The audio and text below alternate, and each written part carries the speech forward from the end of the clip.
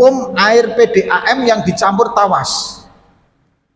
Katanya air yang dicampuri dengan sesuatu hal maka bisa merubah hukum air tersebut apabila berubah warna, bentuk, dan rasa. Nah, pertanyaan kami, bagaimana air yang jernih gara-gara ada campuran tawas di dalamnya? Apakah itu masih disebut air mutlak ataukah air dan non mutlak lagi? Pertanyaan yang kedua, air musamas adalah air yang dipanaskan di dalam sebuah lubang yang tidak terbuat dari emas. Betul. Pertanyaannya, bagaimana menggunakan air untuk berwudu dari pipa yang terkena panas matahari sehingga air itu berasa hangat? Terima kasih. Baik Bapak Ibu yang dirahmati Allah, untuk pertanyaan yang pertama, air PDAM, ya kan itu ya. Ini ada yang asalnya memang nggak jernih karena sumbernya itu memang keruh, Pak. Kemudian melalui beberapa proses, apakah adanya campuran air tawas atau apapun, sehingga proses, akhirnya air itu menjadi jernih, menjadi putih, sehingga digunakanlah untuk wudhu, untuk mandi, untuk kebutuhan dapur dan lain sebagainya.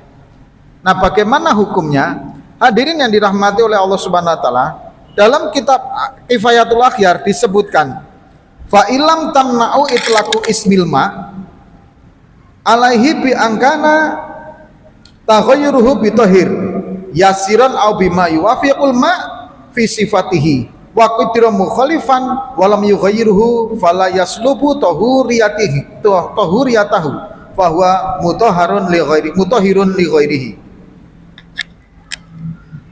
Jadi begini hadirin yang dirahmati oleh Allah Subhanahu wa taala. Yang pertama tentang masalah campuran. Jikalau campuran itu masuk ke dalam masuk ke dalam air, kemudian tidak merubah kemutlakan ismul ma, kemutlakan nama air tadi, maka hukum air itu masih tetap suci mensucikan, atau aukana, atau dia merubah tapi merubahnya masih sedikit, maka itu masih menjadi air yang mutlak. Contoh begini Pak, air beda dengan, contoh begini, air PDAM yang tadinya coklat kemudian melalui proses tetek bengek lain sebagainya keluarlah tetap menjadi air putih bersih. Secara umum orang ini masih mengatakan, menyebut nama itu adalah sebagai air mutlak, nggak ada kaitannya apapun, air saja Pak. Maka jikalau masih ada seperti itu, orang umumnya menamain seperti itu dan memang berlakunya seperti itu hukumnya masih tetap air mutlak. Beda misalkan begini, ini air walaupun satu kolam lah, kemudian jenengan campuri teh, maka secara umum orang akan mengatakan itu air teh, sudah tidak ada air mutlak lagi. Maka seperti itu beda lagi Pak, itu nanti hukumnya menjadi air teh, air suci tapi tidak mensucikan, itu air teh. Tapi kalau ini hadirin, meskipun dicampuri atau diproses, orang masih menyebut sebagai air mutlak.